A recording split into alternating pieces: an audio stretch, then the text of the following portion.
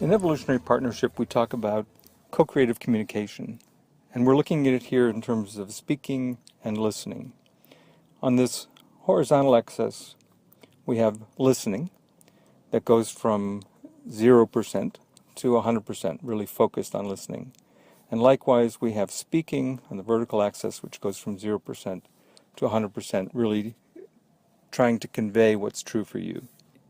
If we're not really extending ourselves in either area, we stay confined to a space where there's defensive listening, which is, I'm afraid you're trying to change me. That's what characterizes defensive listening.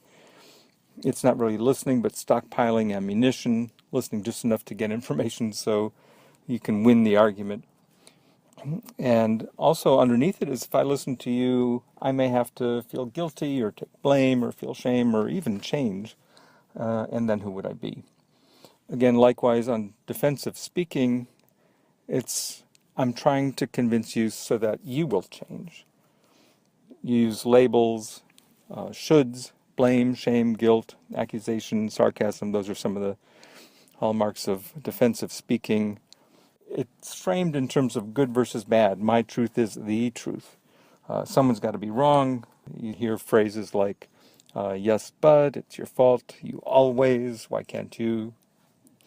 It's kind of talking at. It's not really speaking with. So that's this territory, this kind of limited area of defensive speaking, and we get stuck in that little box. We call that area defensive communication. It just shuts down the possibilities. Sometimes, if we're lucky, we move out on the scale of listening, out on the scale of speaking, but if we don't get all the way up to 100% of each, we wind up in the middle territory of compromise. And that's kind of, I give a little to get a little. And the trouble with that is it's satisfying to an extent, and sometimes it's necessary and important to compromise depending on the circumstances and the situation. But the door of grace and inspiration seldom opens in that place. That's ultimately not a transformational territory. If you extend all the way out to 100% on listening, we're talking about co-creative listening. That's a listening that's, I'm really listening to know you better. You're really listening to clarify. So you might be asking questions to make sure that you're getting what it is that the person's attempting to convey to you. So it might be, pardon me, but I really want to hear you, so let me feed back what I've heard up until now to make sure I'm still on track, okay? So that would be the kind of approach that you would use. When you're listening that deeply, you're listening from your heart.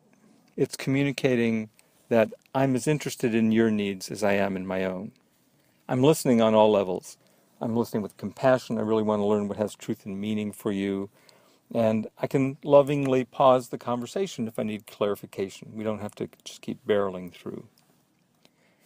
Co-creative speaking, all the way up at 100%, is a matter of sharing. I'm sharing myself fully and authentically as best I can. It's the use of I statements, descriptions of what I see, feel, and think right here and now. So it's what's going on with me in the moment. It might have phrases like, hey, this is simply how I see it, I just want you to know, or I'm telling you this so that you'll know me better. It's a sharing with rather than a talking at. And just like listening at 100% is listening with my heart, speaking at 100% is speaking from the heart. I'm willing to risk being vulnerable. So I want to tell you my truth and have you see the real me. I want to say it in a way that you can hear me. So I really give some thought to the language I'm using and how I'm conveying what I'm conveying, because I really want you to get it. And I'm taking some care in that. So when you're really speaking from the heart and listening from the heart, that brings you up into that territory of co-creative communication.